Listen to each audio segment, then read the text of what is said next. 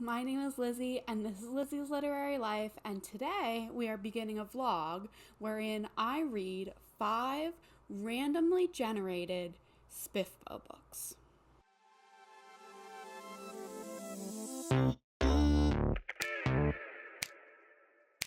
So, if you've been around here before, you'll know that I'm doing a challenge called hrcyed, the hardest reading challenge you'll ever do, created by Q from QWERTY here on YouTube. It's hard. It's in the name. And one of the challenges is to read 5 books that were part of the self-published fantasy blog-off, or SPFBO, but were not named finalists. And I was like, okay, I don't know anything about SPFBO or about any of these books. The ones that I'm likely to have even heard of at all are probably the ones that were finalists or won. So these are not books that I'm aware of at all. And so I thought, how am I even going to choose? I could read a bunch of blurbs and be like, this one looks interesting, or I could find the shortest ones because I'm in crunch time. But I decided it would be fun to randomly generate them. So I have up a website that it's Zach Argyle's website. I will link it down below. It has basically all the books that have ever been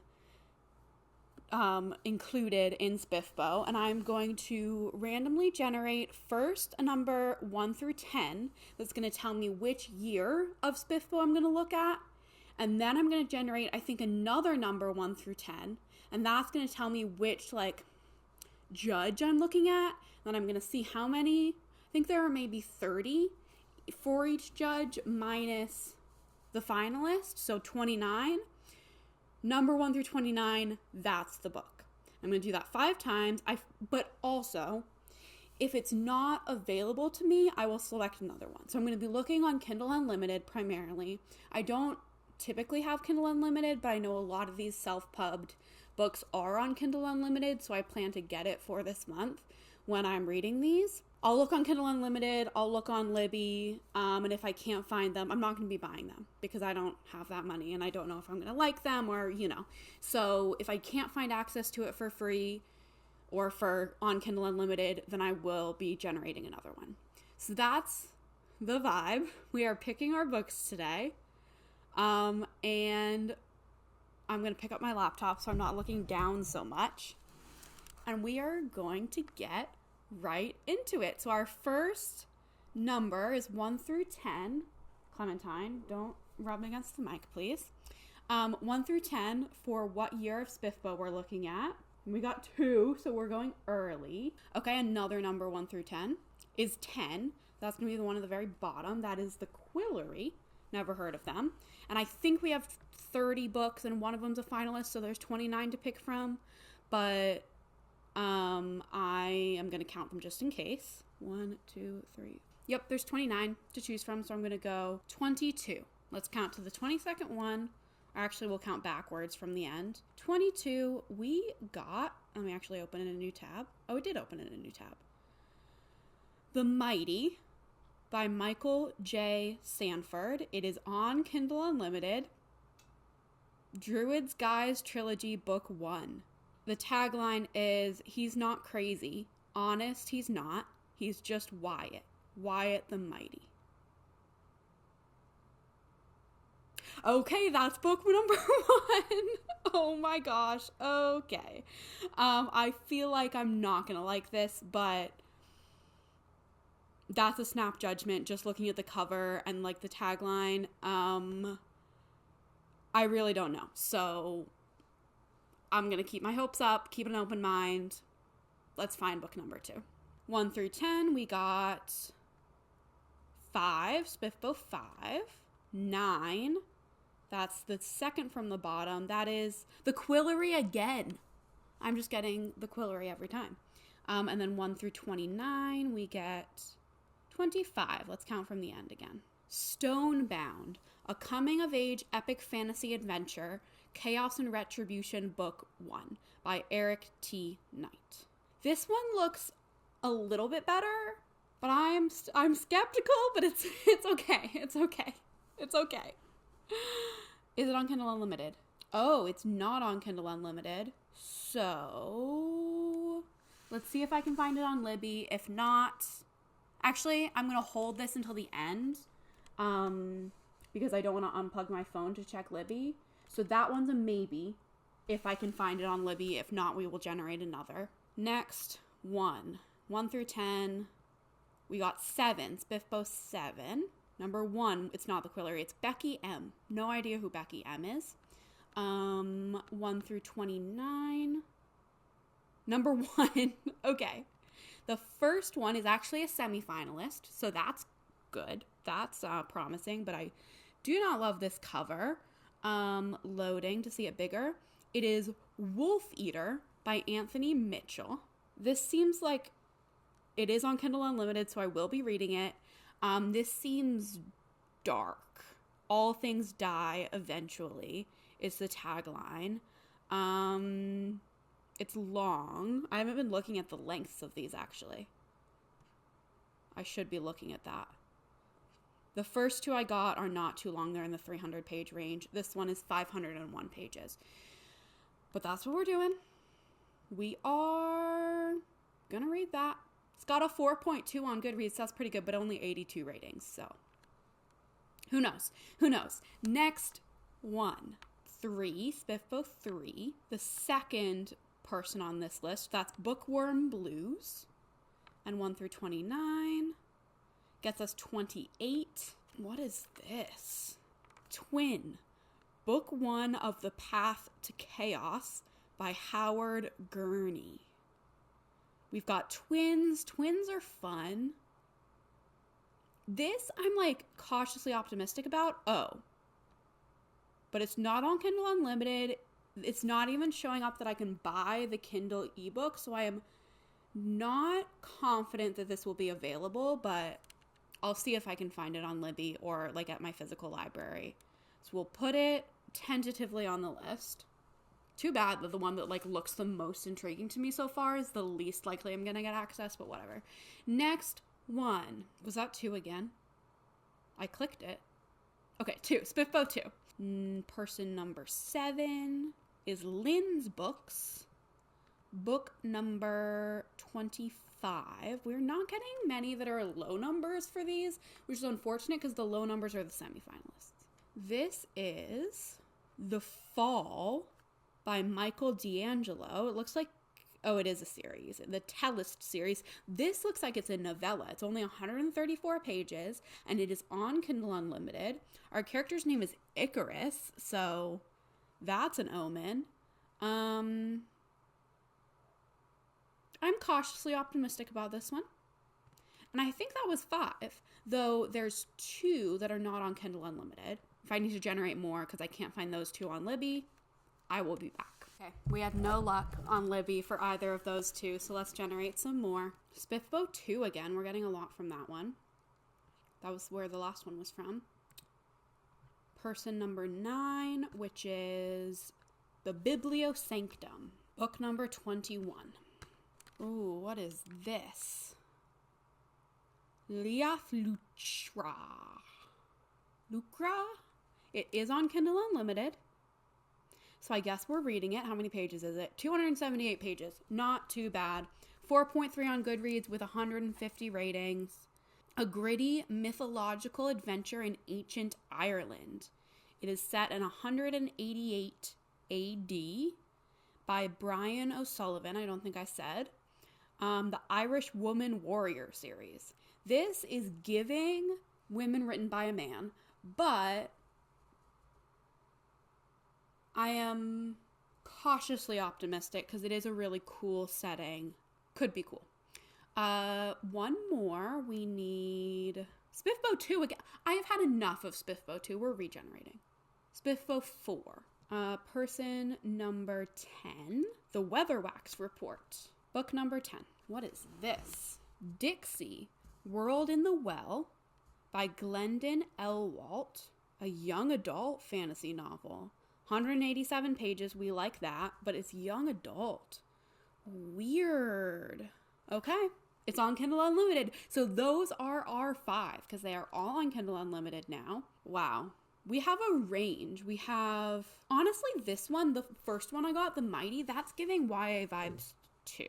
So we have two kind of YA vibes. We have the Ancient Ireland one. We have this short one, The Fall, and then we have the big kind of grim dark looking one, Wolf Eater. So that's my TBR for this video. I will keep you posted on how it goes. Wish me luck. I have started The Mighty by Michael J. Sanford, and it's really weird. I'm about 100 pages in. It's a portal fantasy. I'm gonna try to like really describe what these books are about, since I hadn't heard of any of them, so I doubt you've heard of any of them. So we're following this guy Wyatt, who is 15 years old, so it's like YA, I guess. It feels very YA. It feels very juvenile, actually, like in a not my favorite way, but it's okay. We're following Wyatt, and he has just been placed at this, like, it seems like it's like a group home type situation, or like some sort of institution for like, maybe for like troubled kids or whatever. I say that in air quotes. But he insists that he's just there until his grandma comes to pick him up, or like until his grandma gets better, because grandma gets back, whatever. He's like, I'm not here for long. And everyone's like, okay, whatever you say, you know. And he is a bit of a weirdo. Like, it's weird. It's like, okay, I'm just gonna describe what it's about. He like is bullied a lot, and he always like fights back, and he thinks he can do magic. He'll be like, so a kid will be like picking on him, and he goes, fireball, and then nothing happens, because this is the real world and magic isn't real, right? But at least it seems like he is fully convinced that this is real, or he's like surprised that it's not working. So there's that. And then all of a sudden he gets pulled by this necklace that his grandma gave him. He gets pulled into this other world, hence portal fantasy, where he meets these people who are like, you're a druid and you've come to save us. But the thing that's weird to me is, partly like the tone is a little weird, and like, but the one thing that's weird to me is that he can't do magic in the other world either. So, like, maybe he has powers and he doesn't know how to use them yet. But it just was, like, weird to me, because it's hard to know what is real and what's not, and what he thinks is real, like, in his internal world, what is real and what's not. It's just unclear. And I'm just, like, it's easy to read. It's not, the writing's okay. It's not great, but it's not awful. I'm just struggling with a sense of reality, like what are the internal rules of this universe, and what does Wyatt believe are the internal rules of this universe? And then also, like, Wyatt doesn't feel like a very realistic character to me. I'm a teacher. I work with 15-year-olds. I know maybe the kind of kid that maybe they're trying to emulate, the author's trying to emulate, and it just doesn't feel authentic. I'm only about 100 pages in, but that's like a third of the way through. I'm 33%.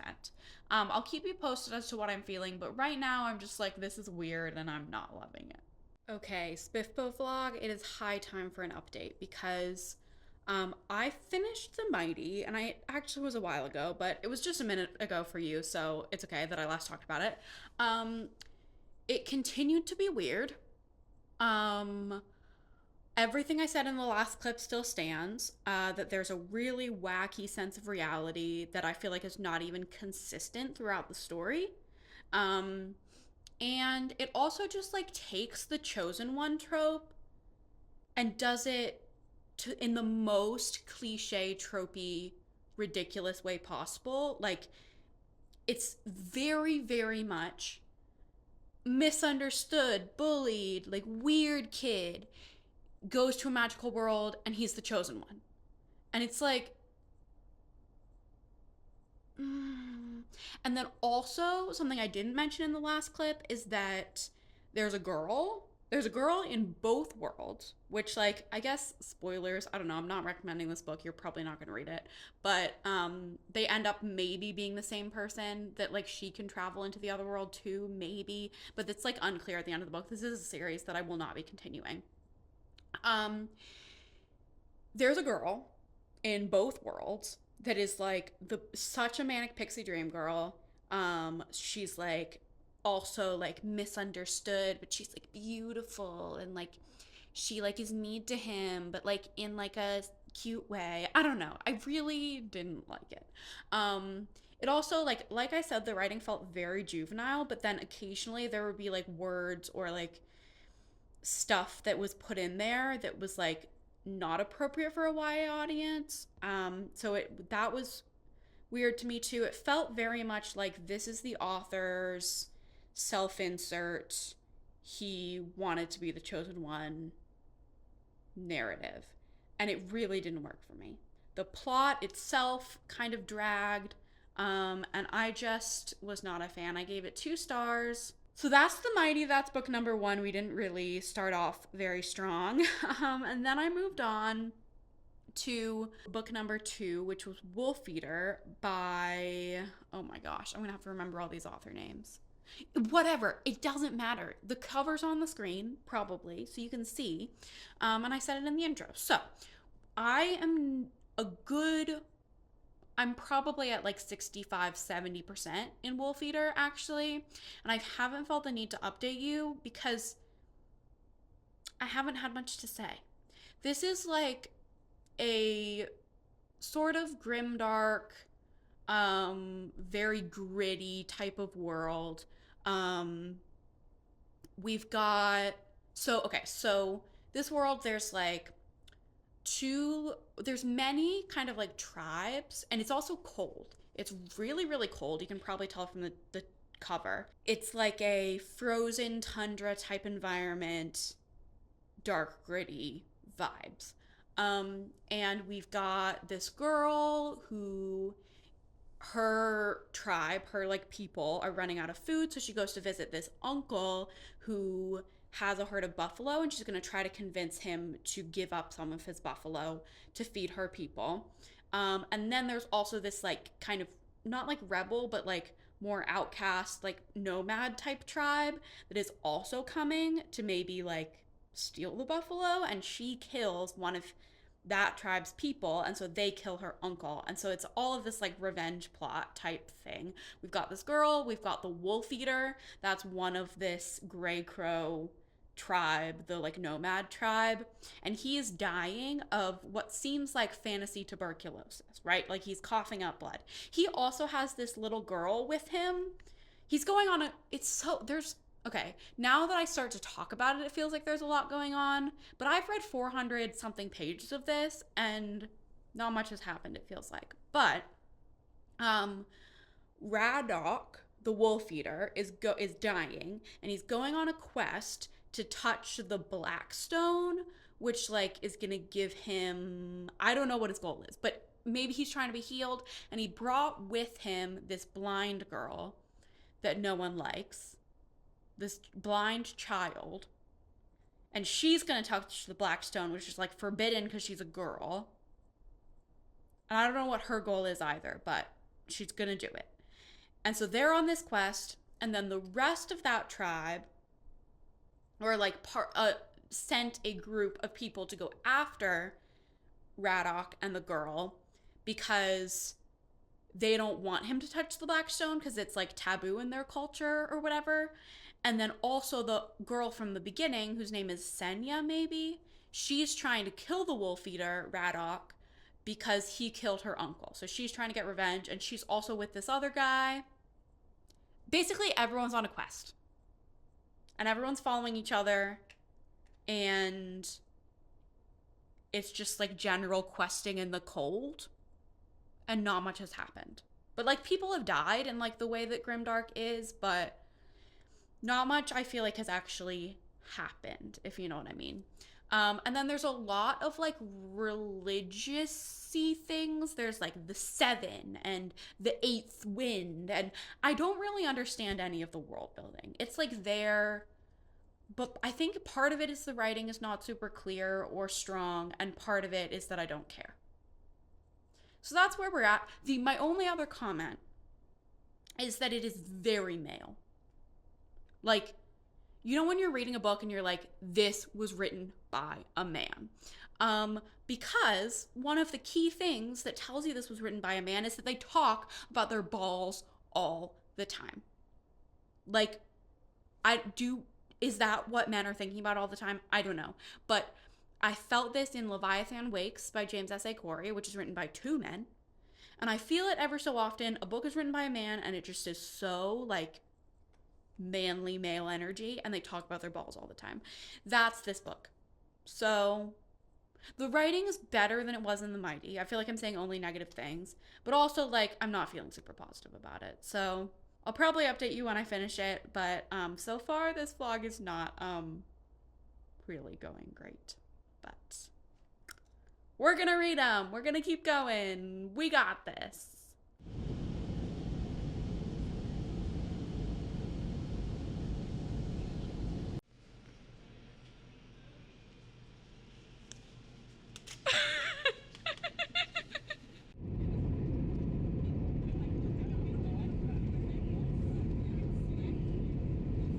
Hello, my hair is kind of whack right now, but ignore that. And it is time for an update.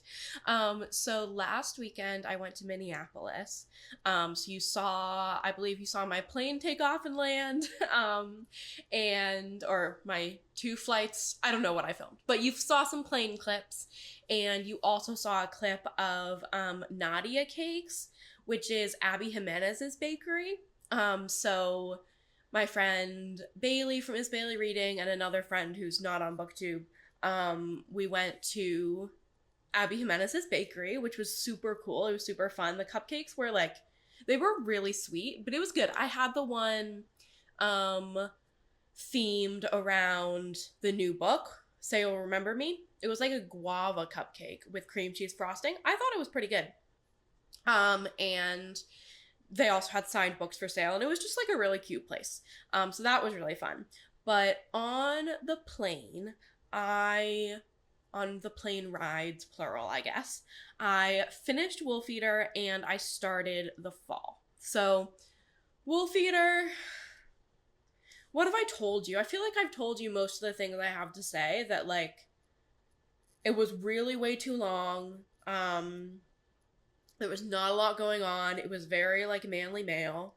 And what the main complaint that I had about the ending, which is, like, a little thing, but it's big to me, like, just further emphasizes the manly male elements of it.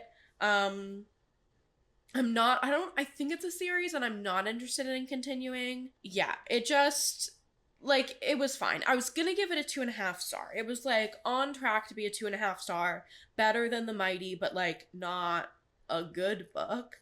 And this is spoilers. I'm gonna just totally spoil the ending for you. So I'll give you a timestamp to skip to if you don't want spoilers for the ending of this book, but like, I don't recommend you read it, so it's probably fine.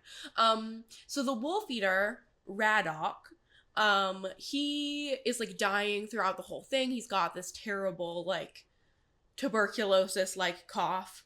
And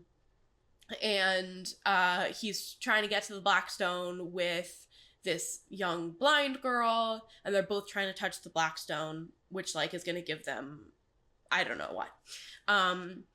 And it all ends up being like by the end, all of the different groups of people are working together to get the young blind girl Nayana to touch the Blackstone because they think she's like a prophet type figure. Anyway, Radok, except the one guy who's like fighting against them, who serves the 8th. Anyway, Radok he doesn't actually end up touching the Blackstone. He dies first, but he like kills the guy serving the 8th, and then he dies very dramatically. And we have this other woman who like was part of Radok's party, like part of Radoc's tribe, and then like she was part of the group that was like going after him because him touching the black stone was like heresy or whatever, and then they realized that they've been led by this guy who's serving the eighth, and so like they switch sides and like start to help him basically. This woman Gian, she is ostensibly throughout the whole thing like a lesbian, right? Or bi, at least, whatever. She's in a relationship with this woman Tess. She has this tragic backstory of like she was married to a man who was awful to her, and then she like lost a baby, and the husband blamed her and tried to kill her, and then Radoc saved her from being killed by this husband. Anyway, so she's in a relationship with this woman, Tess. And when Radoc dies, Radoc is like, you know, I always wished I could make you my woman. Like, that's his, like, last words to her. And after he dies, she thinks, she, like, has this whole, like, little monologue of, like, oh, yes, I love Tess, but, like, my heart always yearned for a man's touch. And I always thought of what could have been with Radoc. And that was, like, so, like, I don't even know what to call it. Like, we have this character who, like, is LGBTQ plus representation, who then says that she actually loved men all along. Like, what? It just made me angry, and it got a 2-star from me. After that comment, this book got a 2-star from me. So, 2 stars for Wolf Eater, because of that thing that happened at the end. And yeah, I would say it was better than The Mighty. Like, the writing was better, the plotting was a little better, and just like, there was less throughout the story. There was less that really annoyed me than The Mighty. So it's like, I guess, a higher 2-star than The Mighty was, but still not good. Still not good. And then I started The Fall. And I made some notes while I was on the plane of things I wanted to talk about. And it is a lot of just question marks. The Fall, it's 134 pages. It's a very short book. And the first thing I wrote down was that there are way too many perspectives that switch too often for such a short book. Like, there are so many characters, and I have no idea who any of them are or how they're related or what their relevance to the plot is, which, by the way, plot, no idea. It's such a short book, and then, like, every chapter, and chapters are, like, just a couple pages long, we have a completely new perspective that it's like, I don't know who any of these people are. So there's that. Like, I wanted to give you, I'm halfway through, and I wanted to give you a plot summary, but, like, I don't know what's going on. I don't know who any of the characters are. I don't know what their goals are. There's been no, like, major action points. Like, we're just dropped in to this seemingly, like, complex world with a lot of characters, and I've only read, like, 70 pages, and, like, if it was a 500-page book, and normally I don't want books to be 500 pages, and I'm glad this book is not, because I'm not enjoying it for other reasons, which I will get to, but if it was, like, you know, a 500-600 page epic fantasy book, and I'm 70 pages in, and there's a lot of characters and I don't know what's going on, that would be fine. Like, that happened with the Faithful and the Fallen by John Gwynne, and I end up loving that series. I'm halfway through. I love that series. But I'm 70 pages is halfway through the book. So to be halfway through the book and have no idea what's going on or who any of the characters are, like, I can't, like, that's ridiculous. And then, okay, so there's that. Maybe I can try to give you a synopsis at the end of what's going on, like when I finish it, which hopefully will be today and I come back to update you. But for right now, I cannot give you a synopsis because I genuinely have no idea. And then also the writing is just bad. Like, I don't even want to use the word fanfiction-y to, like, describe it because I feel like that's a disservice to fanfiction. Like, some fanfic writing can be very, very good. The dialogue is really stilted. It's really, really awkward. there's a ton of like passive voice, like it's just like textbook bad writing. And a lot of the words used are like, this person clearly had the thesaurus.com open in another tab, like trying to make himself sound smart. Like it just is like comically bad, honestly. And then another thing that like is maybe a little thing that was really, really bugging me when I was reading it was that the writing kept referring to people by their characteristics rather than by their names. Like they would be like, and then the younger brother stepped to the side and the older brother stabbed him through the heart. Like, that's totally an example. I have no idea.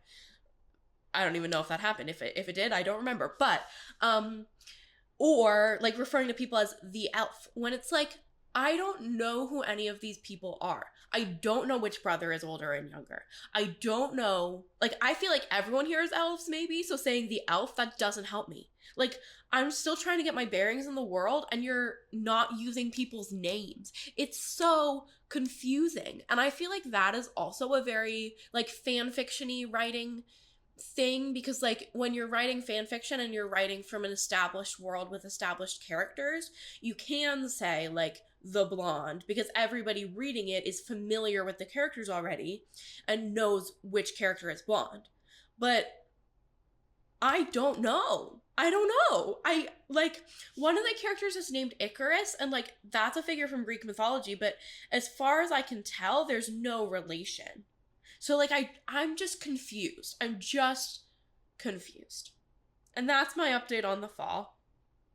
I will finish it, and I'll let you know how it goes. But right now, it's on track for a 1 star. Like, it's really not good, because I just don't know what's going on. In, like, not a good way at all. Like, in an actively bad way. The writing is so bad that I can't tell what's going on. So, sorry to Michael D'Angelo. Sorry. I'm confused. Okay, so I don't know when or what the last clip I recorded was, but it is now almost the end of May. I'm pretty sure I started this project at the beginning of February? Maybe the beginning of March. Let me actually check. Okay. It was the beginning of March, but that's still like almost 3 months to read these 5 books. And they just have been dragging, and I have not wanted to read them. But I'm now about 40% of the way into Leah Lucra, the gray one. Is that what it's called? Leah Lucra. It looks like Leah Fluacra, but there was a pronunciation guide. It's Leah Lucra. So this is fine. I feel like writing wise, like technical writing wise, it's on the better side of the SPFBO books I've read so far, but it's not like great. And there's definitely stuff that's bugging me. Basically, we're following this like woman warrior who's part of this like tribe of warriors who are all men, and she's this woman. And for the first like 20%, we're really just meandering about like what's going on. Like, I guess we're getting to know her as a character, but really her whole personality is that she's like brutal. And the men all suck. And that's like kind of it. Like, that's kind of the whole thing. I don't really even know what else to say about it. Like, it's just been kind of not engaging. Like, we finally have a little bit of a plot line that I'm a little bit intrigued by at like 35-40% of the way in, because she gets sent on this mission with a couple of the other guys from her pack. I want to say tribe, but the tribes are something separate. So it's like her band of warriors. So a couple of them get sent on this mission, and we finally get some like actual personality from her a little bit, but like it's just, I mean, I think most of my issue is that number one, it's boring, and number two, it's so clearly written by a man. Like, we've got this woman character, and it's just so clearly written by a man. And there are things about that just in the writing and in the way the characters interact and in the way she interacts with the world that are bugging me. But it's not the worst of the ones I've read so far. So I'm hoping to get through this in the next couple days. We'll see. And then the last one I have to read, I know, is young adult and it's really short. So hopefully I can get through that fast and this video will finally be done. Okay.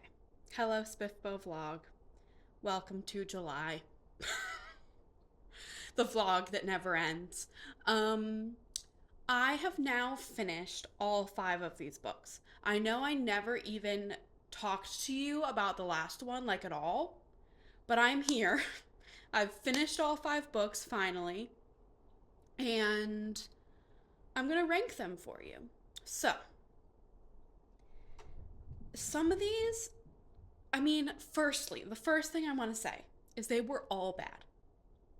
Like, none of them were good. So do I have a lot of faith in self-published fantasy at this point? No. No, I don't. But I am going to rank them from most worst to least worst. In worst, 5th place, we have, oh, I don't remember the author's name, still be on the screen. We have The Fall. Now, this one was my only 1 star. And I do feel like maybe I didn't give this book a fair shot, maybe, because I think it's part of a series and I hadn't read any of the other books and I didn't realize it was part of a series when I read it and rated it. But also it's not marked as part of a series on Goodreads. So, like, how was I supposed to know?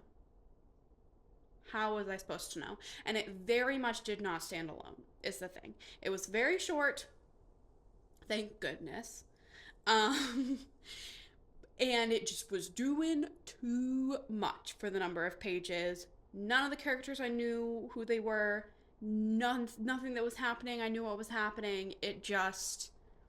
I was just like, what even? And the writing was bad. So, like, there's that too. In 4th place, we have the very first one I read, The Mighty. Now, this one was a 2-star. And I do feel like there's a big gap between, like, The Fall, which I absolutely hated the entire time and, like, was a terrible experience, to, like, these 2 stars were, like, yeah, they were not good books, but I didn't, like, 100% hate my life the entire time. So, like, that's a plus. But this one was so chosen one in the worst way. Very much author playing out his teenage fantasy. Women are not real people. That's an issue in a lot of these. In all of them, I would say. All of them. And just nothing intriguing at all about the fantasy elements or the stakes or anything, and just not written well. So that's number 4. In 3rd place, we have Wolf Eater. 3rd and 2nd are actually pretty close. I'm, like, even now going back and forth as to which one should be 3rd and which one should be 2nd. But Wolf Eater was probably one of the best written, but it dragged so hard. Like line to line writing, Wolf Eater was probably the best. Except maybe number 1, but gosh, it dragged. It was so long, and then, like I told you earlier, the thing that happened at the end, I was like, oh my gosh, like, again, another instance of women are not real people. And just, like, boring. Just boring. But this could have been 2nd, maybe. And in actual 2nd place, I'm sticking to my guns, we have Leah Lucra, the gray one. This one was also bad. Also 2 stars. Like, the writing, the line-to-line writing was not good, but maybe the plotting of this one was better than Wolf Eater. still, women are not real people, even though our main character is a woman. This one maybe suffered from that a little bit less than the others. I feel like if I were to rank them in terms of women being real people, this one would come out on top. But it was very written by a man, even so. Like, it was really, like, gross. It was just gross. And there was some boobing boobily. So, like, yeah, women, writing of women was not strong in a single one of these. Yeah, it was fine. There were parts of it where I was like, oh, actually, this is not that bad. And then overall, it was kind of that bad. 2 stars. And in first place, we have the one that I never talked to you about at all, that I actually gave 3 whole stars. We have Dixie, World in the Well. I'll synopsize this one for you because I never did. This is a middle grade, which I think is the reason it came out on top, because, like, there are certain things that I can forgive more in a middle grade a little bit, and also, like, I think the writing being simplistic or, like, juvenile was, like, fine, right? Because it's a middle grade. We're following this kid who is, like, kind of obsessed with this girl who's not a real person. In his class, they're, like, I don't know, 9. And he follows her home one day, and she goes into the woods and jumps into a well, and then comes out and is like, a dragon! I don't know. Basically, there's this world, this other world that, like, you can get to. Access point is jumping through this well, and she has discovered it, and she's spent many years there. Time doesn't work the same way there. And she takes him with her, and they have an adventure. I did feel like it was, like, the epitome of middle grade Manic Pixie Dream Girl. Like, I'm not going to say full Manic Pixie Dream Girl, because that's, like, a YA trope, and it wasn't quite the same, but it was, like, very much she was, like, viewed through his eyes the whole time in a way that, like, didn't feel right. And, like, she didn't have any sort of growth within herself as a character. She was just there for him. Plot-wise, it was cute. That was, like, there were parts of it that were cute. The world was cute. The friendship that they formed was cute. And he was a decent character. There just was less to complain about, is why it was 3 stars. Like, it was an easy read. The line-to-line writing wasn't bad. It was, you know, simple, which is good. Good for middle grade, and good because there's less opportunity to be bad, I guess. And yeah, it did not blow me away, but it was fine. And that's number 1. It was fine. So, leaving this in the past, never doing this again. Everyone told me, like, because I have been struggling through these SPFBO books and this vlog for months, as you know. And my friends kept being like, yeah, like, you had to do this for Hercyed, and that sucks, and it's a crazy, awful prompt to have to do. But also, like, people were telling me, like, you put this on yourself because you chose them randomly. And I'm like, yes. But also, like, I don't know if it would have been better if I'd gone through and picked. Like, maybe if I had picked one specifically written by women, that would have been better. But the prospect of, like, the idea of going through these 3,000 however many books and reading synopses and choosing sounds awful to me. So, like, I don't know what would have been worse. I'm being dramatic, but, like, I did what I did, and hopefully it made for a good vlog, good content. Comment down below something. Like this video, subscribe to my channel, and I will see you in the next one coming very soon. Bye!